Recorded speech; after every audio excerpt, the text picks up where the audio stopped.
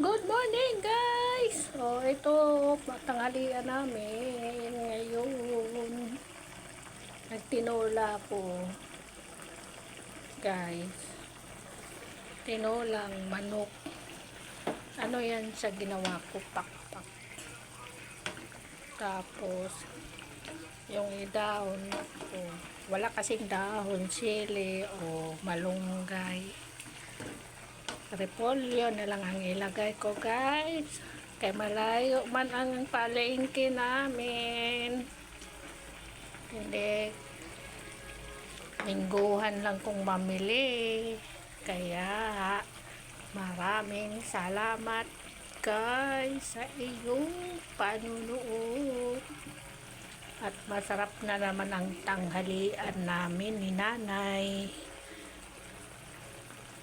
Salamat po.